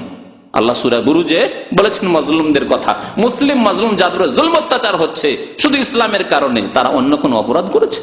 শুধু মুসলমান, সেই জন্য তাদের জুলম অত্যাচার হচ্ছে, মুনাফিকদের পক্ষ থেকে, কাফিরদের পক্ষ থেকে, মুশরিকদের পক্ষ থেকে। জি, মুনাফিকদের কখনো ভুলে যাবেন না। আর মনে রাখবেন যে মুনাফিকরা সবচেয়ে বেশি ক্ষতিকর, মুশরিক কাফির চাইতে বেশি ক্ষতি করেছে মুসলিম সমাজে ঢুকে থাকা মুনাফিকরা, ইসলামের আর মুসলিমদের। আব্দুল্লাহ বিন উবাই মুনাফিককে দিয়ে যে ইসলামের ক্ষতি মদিনায় হয়েছে, আর কোন কাফেরকে দিয়ে হয়নি ক্ষতি। কিন্তু আব্দুল্লাহ বিন উবাই মুনাফিকের নাম নিশ্চিহ্ন হয়ে গেছে, নিশ্চিহ্ন হয়ে গেছে। তার নাম শুনে লানত ছাড়া কেউ প্রশংসা করার একটি বাচ্চা আছে? একটি বাচ্চা না যে প্রশংসা করবে যে আব্দুল্লাহ বিন উবাই মুনাফিক খুব ভালো মানুষ ছিল, আছে কেউ পৃথিবীতে? কেউ নেই। কিন্তু আবু বকর সিদ্দিক বলছেন রাদিয়াল্লাহু তাআলা আনহু, আবু হুরায়রা বলছেন রাদিয়াল্লাহু তাআলা আনহু, ঠিক না? জি, সাঈদ ইবনে মুসাইয়্যিব রাহমাতুল্লাহি আলাইহি, ইমাম আবু হানিফা রাহমাতুল্লাহি আলাইহি, ইমাম আহমদ বলছেন রাহমাতুল্লাহি আলাইহি, বলছেন না? আল্লাহু আকবার। দোয়া বলছেন সাথে সাথে, আল্লাহ যেন তার উপর সন্তুষ্ট হয়ে যান, আল্লাহ যেন তার উপর রহমত নাযিল করেন। আর কত যেগুলো, কত মুসলিম, একদিনে যে কত মুসলিম এই দোয়া করছে, সাহাবায়ে কেরাম, তাবেঈন আর আইম্মায়ে কেরাম, উলামায়ে কেরাম মুসলিম ভাইদের জন্য কত যে দোয়া করছে, ঠিক না? কিন্তু মুনাফিকদের নাম নেওয়ার একজন সন্তানও তাদের বেঁচে নেই। এইরকমই যত জালেম পৃথিবীতে আছে তাদের কেউ নাম নিচ্ছে। ফেরাউন এত বড় শক্তির মালিক ছিল, তার কেউ নাম নিয়ে বলছে ফেরাউন লোকটি খুব ভালো ছিল। পৃথিবীতে একটা লোক খুঁজে পাবেন একটু ভালো মানুষ, আর খুঁজে পাবেন যে ফেরাউন লোকটা খুব ভালো মানুষ ছিল। আছে, দোয়া করা তো দূরের কথা, আল্লাহ তাকে মাফ করে, কথা তো দূরের কথা। ফেরাউন একটু ভালো মানুষ ছিল, খুব ভালো মানুষ ছিল, এই কথা বলার লোক পৃথিবীতে নেই। তাহলে জালেমরা যখনই ধ্বংস হয়েছে, তাদের নাম নেওয়ার লোক আর কিয়ামত পর্যন্ত আসেনি। পক্ষান্তরে ভালো মানুষ যতই নির্যাতিত হোক না কেন, যতই জুলম অত্যাচার হোক না কেন, বেলাল নির্যাতিত ছিলেন, হ্যাঁ, আম্মা নির্যাতিত ছিলেন, সুমাইয়া রাদিয়াল্লাহু তাআলা নির্যাতিত ছিলেন, আল্লাহু আকবার, শহীদ হয়েছেন। আবু জাহেলের নাম নেওয়ার কেউ লোক নেই মক্কায়, কিন্তু সুমাইয়ার নাম আসলে রাদিয়াল্লাহু তাআলা আনহা, আল্লাহু আকবার। একজন মহিলা, কতই বা মূল্য একজন মহিলার, কিন্তু আপনার কাছে আমার কাছে লক্ষ লক্ষ কোটি কোটি মুসলিমের কাছে কত মূল্য সেই সুমাইয়া রাদিয়াল্লাহু তাআলা আনহা বলছেন আপনি। চিন্তা করেন আপনি। তো নবী করিম সাল্লাল্লাহু আলাইহি সাল্লাম ওই নির্যাতিত মানুষ যাদেরকে ধরে নিয়েছিল মক্কার কাফেররা, হিজরত করতে তো দিলই না, কিন্তু তাদের উপর সারা দিন রাত জুলম অত্যাচার চলতো। তাদের একজন ছিলেন ওয়ালিদ ইবনে ওয়ালিদ। আল্লাহ নবী দোয়া করছেন নামাজে, রুকু থেকে উঠে নামাজের মধ্যে দোয়া করতেন এই মাজলুম ভাইদের উদ্ধারের জন্য, আল্লাহ তাদের হেফাজত করো, আল্লাহ তাদেরকে উদ্ধার করো জুলম অত্যাচার। আল্লাহুম্মা আনজিল ওয়ালিদ ইবনে ওয়ালিদ, আল্লাহ ওয়ালিদের ছেলে ওয়ালিদ, বাপ বেটার নাম একই হইতো সেই যুগে, কেউ রাখলে অসুবিধা নেই। আল্লাহ ওয়ালিদের ছেলে ওয়ালিদকে তুমি নাজাত দাও। ওয়া সালমা ইবনে হিশাম, সালমা বিন হিশামকে আল্লাহ তুমি উদ্ধার করো। আইয়াশ ইবনে রাবিয়াকে তুমি উদ্ধার করো। ওয়াল মুস্তাজাফিনা মিনাল মুমিনিন, আর দুর্বল মুমিন ও অসহায় মুমিন যারা ধরা পড়ে গেছে কাফেরদের হাতে, আল্লাহ তাদেরকে উদ্ধার করো, আল্লাহ তাদেরকে উদ্ধার করো। এইভাবে দোয়া করতেন নবী সাল্লাল্লাহু আলাইহি ওয়াসাল্লাম। আল্লাহুম্মা আসতুদ, এখন বদদুয়ার কথা শুনেন কাফেরদের জন্য। আল্লাহুম্মা আসতুদ ওয়াত আতাকা আলা মুদার, আল্লাহ তোমার পাকড়াওকে, তোমার আযাবকে তুমি শক্ত করো, কঠোর করো মুদার বংশের উপর, অর্থাৎ কুরাইশদের উপর, কুরাইশদের উপর।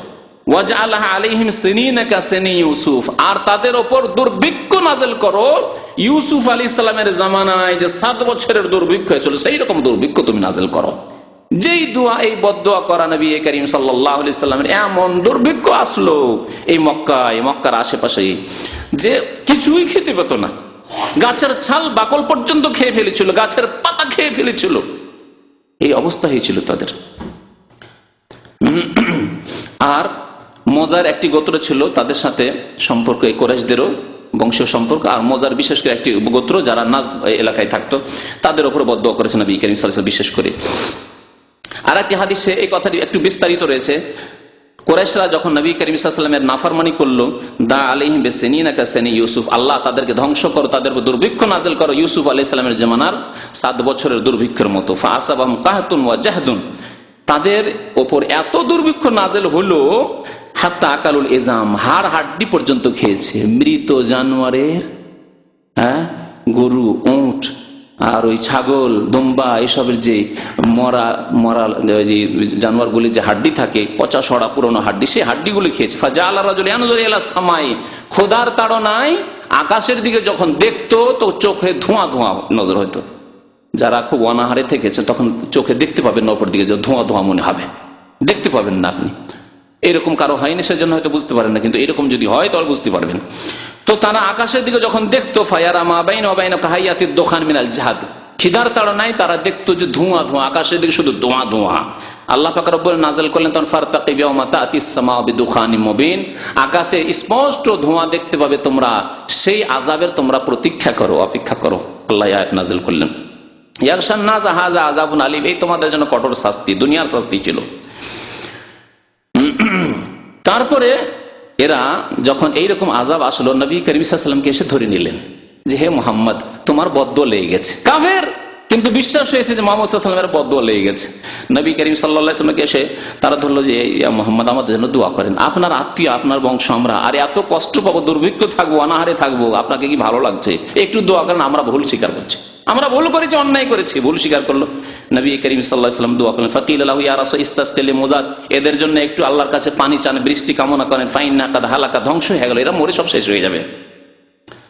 নবীকে ফাস্তাসকা লাহুম, আল্লাহর কাছে দোয়া করলেন নবী করিম সাল্লাল্লাহু আলাইহি ওয়াসাল্লাম, আল্লাহ এদেরকে বৃষ্টি দান করো।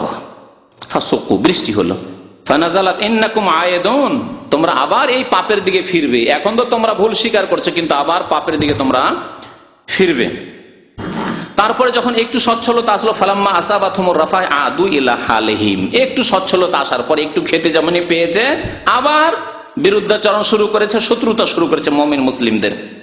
ফাআনজালাল্লাহু আযজা ওয়া জাল্লা, নবী করিম সাল্লাল্লাহু আলাইহি ওয়াসাল্লাম তখন এই আয়াত পড়ে শোনালেন, আল্লাহ পাক নাযিল করলেন, ইয়াউমা নাবতিশুল বাতশাতাল কুবরা, এরপরে আমি আল্লাহ তোমাদেরকে ধরবো শাস্তি দিয়ে, খুব বড় ধরনের শাস্তি দিয়ে ধরবো, বড় ধরনের শাস্তি দিয়ে ধরবো। তারপরে কোন শাস্তি আল্লাহ দিলেন? আল্লাহ বলেন, ইন্না মুনতাকিমুন, আমি প্রতিশোধ নেব তোমাদের এই অত্যাচার, জুলমের, যে জুলম অত্যাচার মুসলিমদের ওপর মক্কায় চালালে, ইয়ানি ইয়াউমা বদরিন, বুখারী মুসলিম শরীফের হাদিস, অর্থাৎ বদরের যুদ্ধে আল্লাহ পাক রব্বুল আলামিন এই কাফেরদের বড় বড় নেতাগুলিকে হত্যা করে প্রতিশোধ নিলেন আল্লাহ পাক রব্বুল আলামিন। 70 জন হালাক হয়েছিল বদরে, বড় বড় কাফেরদের নেতারা, তার মধ্যে আবু জাহাল ছিল, আর 70 জনকে কয়েদি বানিয়ে গ্রেফতার করে নবী সাল্লাল্লাহু আলাইহি ওয়াসাল্লামের সাহাবায়ে কেরাম মদিনায় নিয়ে এসেছিলেন। নবী নবী করিম সাল্লাল্লাহু আলাইহি ওয়াসাল্লাম যখন কুনুতে নাজিলা করতেন, আর একটি হাদিস রয়েছে যে কানা ইযা আরাদা ইয়াদু আলা আহাদিন আও ইয়াদু আলি আহাদিন, কুনুতে নাজিলায় দুটি বিষয় থাকে। একটা হচ্ছে যে মুমিন ভাইদের জন্য আপনি ভালো দোয়া, নেক দোয়া করবেন, তাদের মুক্তির দোয়া করবেন, আর কাফের জালেম মুনাফিকদের জন্য বদদোয়া করবেন। কানাতা বাদার রুকু, রুকুর পরে করেছেন নবী করিম সাল্লাল্লাহু আলাইহি ওয়াসাল্লাম এই দোয়া, সামি আল্লাহু লিমান হামিদা রাব্বানা ওয়া লাকাল হামদু বলার পরে। আর তারপরে ওই সাহাবায়ে কেরাম যারা মজলুম ছিলেন তাদের নাম ধরে ধরেও দোয়া করতেন। আর বিশেষ করে ফজরের নামাজে নবী করিম সাল্লাল্লাহু আলাইহি ওয়াসাল্লাম এই কুনুত করতেন। যেমন একটি হাদিস আছে বুখারীতে, ওয়া কানা ইয়াকুলু ফি বাদি সালাতি ফি সালাতিল ফজর, ফজরের নামাজে বিশেষ করে খুব বেশি বেশি যখনই বালা মুসিবত আসতো দোয়া করতেন নবী করিম সাল্লাল্লাহু আলাইহি ওয়াসাল্লাম এই কুনুতের দোয়া, আল্লাহুম্মা লান ফুলানান ওয়া ফুলানান, অভিশাপের ক্ষেত্রে আল্লাহ অমুকের উপর তুমি লানত বর্ষণ করো, অমুকের উপর তুমি গজব নাজিল করো, এই দোয়া করতেন। লি আহিয়া মিনাল আরব, আরবের বিভিন্ন গোত্রের নাম ধরে ধরে নবী করিম সাল্লাল্লাহু আলাইহি ওয়াসাল্লাম দোয়া করেছেন। আনাস বিন মালিক রাদিয়াল্লাহু তাআলা আনহু আরেকটি ঘটনা বর্ণনা করেছেন। মদিনায় নবী করিম সাল্লাল্লাহু আলাইহি ওয়াসাল্লাম হিজরত করে আসার পরে বিভিন্ন এলাকার আরবের কাফেররা দেখলো যে ধীরে ধীরে তো মুসলিমদের সংখ্যা বেড়েই যাচ্ছে। তখন একদল কয়েকটি গোত্র মিলে একটা ষড়যন্ত্র করলো যে মুসলিমদেরকে যদি ক্ষতিগ্রস্ত করতে হয় তো এক কাজ করতে হবে, ওদেরকে গিয়ে মিথ্যা কথা বলতে হবে যে আমরা মুসলমান হয়ে গেছি, আর আমাদের তালিম দেওয়ার, কোরআন শিক্ষা দেওয়ার, ইসলাম সম্পর্কে নামাজ রোজা শিক্ষা দেওয়ার কেউ নেই, তো কিছু আপনার সাহাবায়ে কেরামদেরকে পাঠিয়ে দেন। এইভাবে তারা মিথ্যা কথা এসে বলল। কয়েকটি গোত্রের লোকেরা, প্রতিনিধিরা নবী করিম 70 জন হাফেজ, সাহাবায়ে কেরামদের জামানে হাফেজদেরকে কোররা বলা হইতো, 70 জন হাফেজদেরকে পাঠিয়ে দিলেন নবী করিম সাল্লাল্লাহু আলাইহি ওয়াসাল্লাম যে যাও কোরআনের তালিম দেওয়ার জন্য, তাদেরকে নামাজ রোজা শিক্ষা দেওয়ার জন্য চলে যাও তাদের সাথে। যখন তাদের এলাকায় পৌঁছলেন তারা বলছেন ফিসাবিনা ফালাম্মা কাদিমু ক্বালা লাহুম খালি, আনাস বলছেন আমার মামা ছিলেন একজন তাদের মধ্যে 70 জনের, তিনি বলেন যে দেখো একসাথে 70 জন যাব না, আমাকে আগে যেতে দাও, যদি আমাকে দেখো যে না আমাকে নিরাপত্তা দিয়েছে, আমার সাথে কোন রকমের খারাপ কোনো আচরণ করে, তখন তোমরা আসবে, একটু পরে দূরে থাকো তোমরা, তাহলে যদি দেখো যে না আমাকে মেরে দিল তোমরা পালাতে শুরু করবে, চলে যাবে, এখান থেকে সরে যাবে।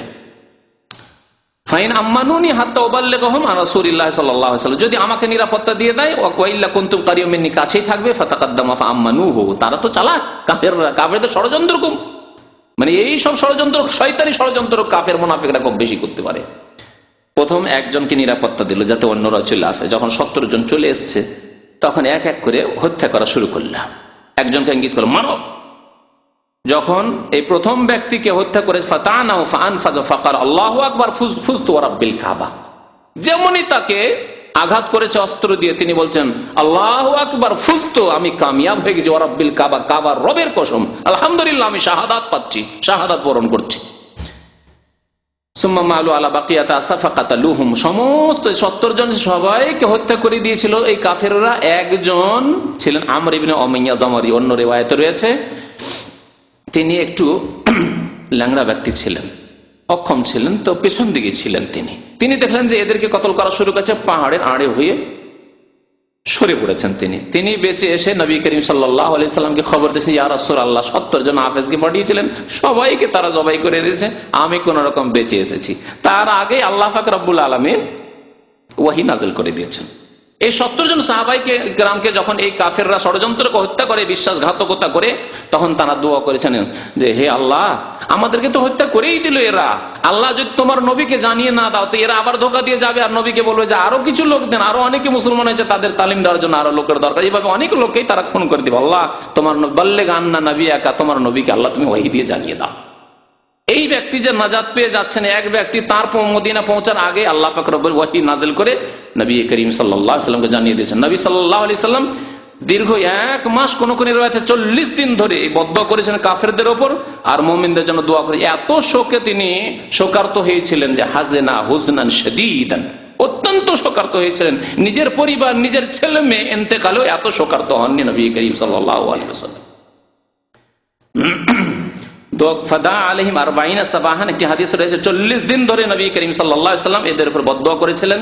একটি বংশের নাম ছিল রেল, আর একটি জাকওয়ান, আর একটি বানি লাহিয়ান, বানি ওসাইয়া।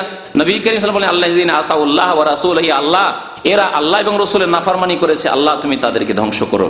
নবী করিম সাল্লাল্লাহু আলাইহি ওয়াসাল্লাম আরেকটি হাদিস রয়েছে যে শুধু ফজরে নয়, বরং মুসনাদ আহমদের হাদিসে রয়েছে, আব্দুল্লাহ বিন আব্বাস রাদিয়াল্লাহু তাআলা আনহু বর্ণনা করেছেন যে কানাতা রাসূলুল্লাহ সাল্লাল্লাহু আলাইহি ওয়াসাল্লাম শাহরান, 1 মাস ধরে দীর্ঘ মুতাতাবিআন এক টানা তিনি কাফেরদের উপর বদদুয়া করেছিলেন, ফি যোহরে ওয়াল আসরে ওয়াল মাগরিবে ওয়াল ইশায়ে ওয়াস সুবহি।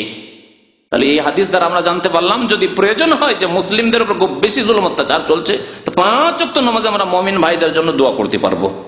আর অন্য হাদিসে রয়েছে এশার নামাজের কথা আর ফজর নামাজের কথা, বিশেষ করে এশার নামাজ এবং ফজর নামাজে কুনুত করা। এইরকম অবস্থায় যখন বালা মুসিবত মুসলিম ভাইদের উপরে যে কোনো দেশেই থাকুক না কেন, যে কোনো জায়গায় থাকুক না কেন, তাদের জন্য করা নবী করিম সাল্লাল্লাহু আলাইহি সাল্লামের জন্য, নবী সাল্লাল্লাহু আলাইহি ওয়াসাল্লামের সুন্নাত, তাদের জন্য ভালো দোয়া করা এবং কাফেরদের ধ্বংসের জন্য, কাফেরদের সর্বনাশের জন্য, কাফেরদের উপর লানত গজবের জন্য আল্লাহর কাছে দোয়া করা। বলছেন যে ইযা ক্বালা সামিআল্লাহু লিমান হামিদা মিনার রাকাতিল আখিরা, শেষ রাকাতে ইয়াদু আলা আহিয়াই আলা হাইয়্যি মিন বানি সুলাইম, বানু সুলাইম বংশের বিভিন্ন গোত্রের উপর নবী করিম সাল্লাল্লাহু আলাইহি ওয়াসাল্লাম বদদুয়া করেছেন, যাদের কাছে ইসলামের দাওয়াত দেওয়ার জন্য কয়েকজন সাহাবায়ে কেরামকে পাঠিয়েছিলেন, তারা হত্যা করে দিয়েছিল। তো বলতে চাইছিলাম যে যখনই মুসলিম ভাইদের উপর জুলুম অত্যাচার হবে তখন আমাদেরকে ব্যথিত হইতে হবে। প্রথম কথা, আমাদেরকে দোয়া করতে হবে তাদের জন্য, আল্লাহ তাদের হেফাজত করো, তাদের পরিবার পরিজন যারা রয়েছে, আত্মীয় স্বজন, তাদেরকে সান্ত্বনা দান করো, আল্লাহ রাব্বুল আলামিন তাদের হেফাজত করো, আল্লাহ পাক তাদের দেশে, আল্লাহ তাদের বাড়িঘরের হেফাজত করো, তাদের ধন সম্পদের হেফাজত করো, তাদের মান ইজ্জতের হেফাজত করো। এই দোয়া আমাদেরকে করতে হবে। আল্লাহ আমাদেরকে এই তরিকাই শিখিয়েছেন, নবী করিম সাল্লাল্লাহু আলাইহি ওয়াসাল্লামের এই সুন্নাত তিনি আমাদের মাঝে ছেড়ে গেছেন। এবং যারা জুলম অত্যাচার করবে তাদের উপর আল্লাহর গজব, আল্লাহর লানত, আল্লাহর অভিশাপের দোয়া করতে হবে, আল্লাহ তাদেরকে ধ্বংস করো, আল্লাহ তাদেরকে ধ্বংস করো। আল্লাহ পাক রব্বুল আলামিনের কাছে দোয়া করি আল্লাহ যেন আমাদেরকে নেক আমলের তৌফিক দান করেন, আল্লাহ আমাদেরকে শান্তির জীবন যাপন করার যেন তৌফিক দান করেন, ঈমানি জীবন যেন দান করেন, মুসলিম ভাইদের হক আদায় করার যেন তৌফিক দান করেন। আজকে মুসলিম বিশ্বে কাফেরদের জুলুম অত্যাচার মুসলিমদের উপর যা হচ্ছে, মুনাফিকদের জুলুম অত্যাচার তার চাইতে কম নয়। কিন্তু আল্লাহ পাক রব্বুল আলামিন যখন আযাব নাযিল করেন তখন নিশ্চিহ্ন হয়ে যায়। আপনাদেরকে একটি ঘটনার দিকে ইঙ্গিত করছি, এই কিছু আগের ঘটনা। শেখুল ইসলাম মোহাম্মদ আব্দুল্লাহ রহমতুল্লাহ যখন তাওহীদের দাওয়াত দিলেন এই জাজিরাই রিয়াজ আল খারাজ এই আরব দেশে যখন ইসলামের দাওয়াত দিলেন, তারপরে আলহামদুলিল্লাহ এই তাওহীদবাদী মুসলিমরা বড়ই শক্তিশালী হয়ে উঠলো। আর কবর পূজা, মাজার পূজা, শিরক কুফরি যখন এখান থেকে বিতাড়িত হলো, তখন তাদের বহু শত্রু হয়েছিল। সেসব শত্রুর মধ্যে সবচেয়ে বড় শত্রু একজন ছিল মোহাম্মদ আলী পাশা। যারা ইতিহাস পড়েছেন শুনেছেন, মিশরের মোহাম্মদ আলী পাশা খুব জবরদস্ত এবং জালেম প্রশাসক ছিল মিশরের।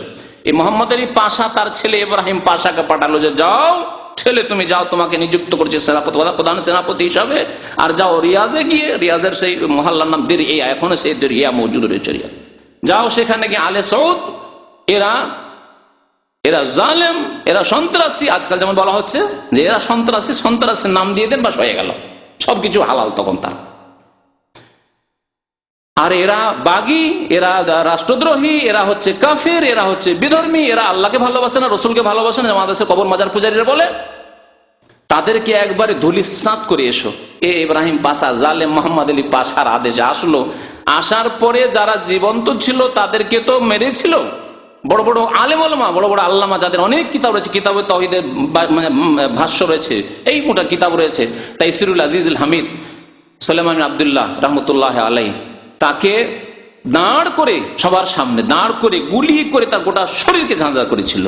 তারপরে আলে সৌদ বা এই তাদের অনুসারী শাইখুল ইসলাম মোহাম্মদ আব্দুল্লাহ রহমতুল্লাহ আলাইহির দাওয়াতের অনুসারী যত আলেম ওলামা থেকে শুরু করে সাধারণ নারী পুরুষ, তাদেরকে অধিকাংশদেরকে জবাই করেছিল। আর কিছু নারী পুরুষ বা শিশুদেরকে বন্দী করে মিশর নিয়ে গিয়েছিল। এমনকি কবরগুলি তো গোলা বর্ষণ করেছিল। আল্লাহু আকবার। তাদের কবর, যারা মৃত মারা গেছে তাদের ওপরেও তাদের ঝাল ছিল, তাদের কবরে গোলা বর্ষণ করেছিল এই জালেমরা, কিন্তু তাদেরকে শেষ করতে পারেনি। আর মোহাম্মদ আলী পাশা, ইব্রাহিম পাশা, এসব জালেমদের নাম একবার নিস্তুল নাবুদ হয়ে গেছে। আছে ইতিহাসের পাতায় কুখ্যাত বলে নাম আছে, কিন্তু এদের আল আওলাদকে আল্লাহ পাকের উপরে কোথাও রাখেনি, কোনো বরকত আল্লাহ রাখেননি। আর যে আলে সৌদকে ধূলিসাৎ করার জন্য এইসব কাজকর্ম করেছিল, আলহামদুলিল্লাহ আলে সৌদ এই তাওহীদকে প্রতিষ্ঠা করার জন্য দাঁড়িয়েছিল। এখন পর্যন্ত 200-250 বছর হয়ে গেল, আলহামদুলিল্লাহ তাওহীদের দাওয়াত দিতে আছে, দ্বীনের খিদমত করতে আছে। আর আল্লাহ পাক সারা পৃথিবীর মধ্যে সবচেয়ে বেশি সুখী রেখেছেন এবং সবচেয়ে বেশি নিরাপত্তা আজকে পৃথিবীর যে কোনো দেশ চাইতে আপনি চোখের সামনে প্রত্যক্ষ করে দেখতে পাচ্ছেন যে আপনি কত নিরাপদ ভাবে সৌদি আরবে চলাফেরা করছেন। আছে না? আছে কিনা বলেন? এই বরকত আল্লাহ দান করেছেন। যাদেরকে নিশ্চিহ্ন করতে চেয়েছিল তারা আলহামদুলিল্লাহ হেফাজতে রয়েছেন, আর তাদেরকে আল্লাহ বরকত দান করেছেন। আর যারা নিশ্চিহ্ন করার জন্য জালেম মুনাফিক এসেছিল তাদেরকে আল্লাহ রাব্বুল আলামিন নিস্ত নাবুদ করে দিয়েছেন। তো বাস্তব সত্য ঘটনা এইরকমই, যেসব জালেমরা জুলুম করছে আমাদেরকে ওই মজলুমদের সাথে ব্যথিত হইতে হবে, তাদের জন্য দোয়া করতে হবে, আল্লাহ তাদের হেফাজত করো। জালেমদের ধ্বংসের জন্য দোয়া করতে হবে। আজকে এমন একটি মাদ্রাসায়, মহিলা মাদ্রাসা, যেখানে 10,000 ছাত্রীরা পড়াশোনা করে, লাল মসজিদের মাদ্রাসায় 10,000 ছাত্রীরা পড়াশোনা করে, সেই মাদ্রাসার ছাত্রীদের কাছে কি অস্ত্র থাকতে পারে? এইরকম মুনাফিকগুলি এরা খেদমত করে কাফেরদের, ইহুদি নাসারার খেদমত করে। জি, এবং মুনাফিক এই কাফের ইহুদি নাসারার চাইতে মারাত্মক ক্ষতিকর। আব্দুল্লাহ বিন উবাই মুনাফিক আবু জাহেল চাইতে বেশি ক্ষতি করেছে ইসলামের। আর এই আব্দুল্লাহ বিন উবাই মুনাফিকের উম্মত যে হবে এই মুসলিমদের মধ্য থেকে, তারা ইসলামের ক্ষতি বেশি করতে চাইবে। কিন্তু আল্লাহ পাক রব্বুল আলামিন যখন আযাব চলে আসবে কোনো শক্তি ঠেকাতে পারবে না। আর দেখতেই পাচ্ছেন যে কিভাবে আল্লাহ পাক রব্বুল আলামিন ধ্বংস করেছেন এইরকম জালেম মুনাফিক কাফেরদেরকে। প্রত্যেক দেশে, বাংলাদেশেও খুঁজে পাবেন, পাকিস্তানেও খুঁজে পাবেন, ভারতেও খুঁজে পাবেন, সারা বিশ্বের মানব জাতির ইতিহাসে খুঁজে পাবেন যে আল্লাহ মুনাফিকদেরকে কেমন ভাবে শাস্তি দিয়েছেন। আল্লাহ যেন আমাদের মুসলিম ভাই বোনদের হেফাজত করেন, তাদের ইজ্জতের হেফাজত করেন, তাদের বাড়ি ঘর সম্পদের হেফাজত করেন। আল্লাহ জালেম কাফেরদেরকে যেন ধ্বংস করেন, মুনাফিকদেরকে আল্লাহ যেন ধ্বংস করেন। মুনাফিকদেরকে আল্লাহ পাক রব্বুল আলামিন দুনিয়াতেই ধ্বংস করে যেন আমাদেরকে ঈমান মজবুত করার তৌফিক দান করেন। আমাদের মনকে যেন ঠান্ডা করেন, আমাদের চক্ষুকে যেন আল্লাহ ঠান্ডা করেন কাফের, জালেম, মুনাফিক, মুশরিকদেরকে ধ্বংস করে। আমিন ইয়া রাব্বাল আলামিন। ওয়া সাল্লাল্লাহু আলা নবিয়িনা মুহাম্মদ ওয়া আলা আলিহি ওয়া সাহবিহি আজমাইন।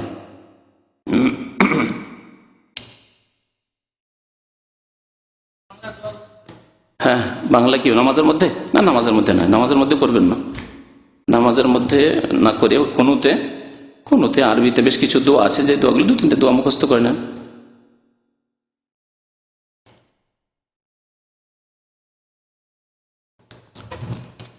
ইসলামিক সেন্টারে আসে, নামাজ পড়ে, দাঁড়িয়ে আছে কিন্তু সিগারেট পান করে, তাদের জন্য নসিহত করবেন।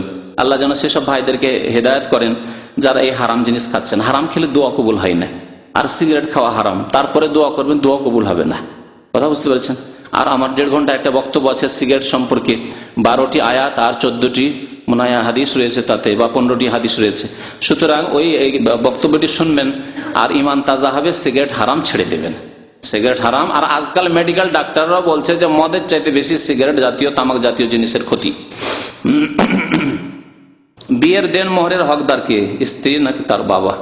স্ত্রী নিজে হকদার, তবে স্ত্রী যদি বাবাকে দিয়ে দেয়, মাকে দিয়ে দেয়, কিছু অংশ দিয়ে দেয়, পুরো দিয়ে দেয়, আপনার বলার কিছু নেই। জি, মোহরের আসল মালিক হচ্ছে সে পাত্রী, কিন্তু পাত্রী যদি বাবা মাকে দেয় যে আমার লালন পালন করেছে, আমি বাবা মাকে দিয়ে দেবো, তাহলে আপনার কিছুই বলার নেই। আপনি আশা করবেন না যে আবার ওই টাকাটা আমার বাড়িতে ফিরে আসো, কখনো না, মোটেই না। এবং তার জন্য কোনো চাপ সৃষ্টি করবেন, তার জন্য কোনো রকম খারাপ দৃষ্টিতে দেখবেন না, যারে এই কাজ করলো এত টাকা তার বাবা মাকে দিয়ে দিল না, তার পুরো অধিকার আছে।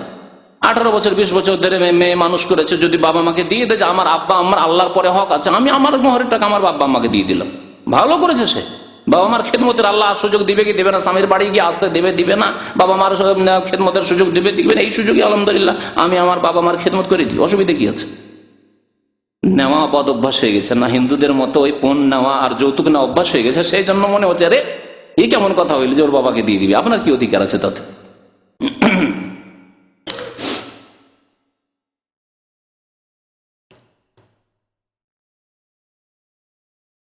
তারাবির নামাজ মসজিদে জামাতে কিছু অংশ আদায় করে বাকি নামাজ পরিবার নিয়ে জামাত করলে ঘরে কতটুকু যুক্তিযুক্ত? অবশ্যই, কোনো অসুবিধা নেই। সাহাবায়ে কেরামরা জি অনেকেই বাড়িতে তারাবি পড়তেন। জি, সুতরাং তারাবি জামাতে পড়তেই হবে না। তবে আজকালকার মানুষ যেহেতু অলস হয়ে গেছে, যদি বাড়িতে পড়ার নাম দেয় 1 দিন পড়বে, 2 দিন পড়বে, বাকি দিনে ছেড়ে দেবে, সেই জন্য বলবো যে তারাবি আপনি জামাতে পড়েন, এটি উত্তম। কিন্তু যদি আপনি পরিবার নিয়ে তারাবি পড়তে পারেন নিয়মিত ভালোভাবে, তাহলে আপনার মসজিদে গিয়ে জামাত করা আর মসজিদে আপনার স্ত্রীকে নিয়ে যাওয়ার চাইতে আপনি স্বামী স্ত্রী এবং ছেলে মেয়ে নিয়ে বাড়িতে যদি জামাত করেন বেশি নাকি পাবেন আপনি।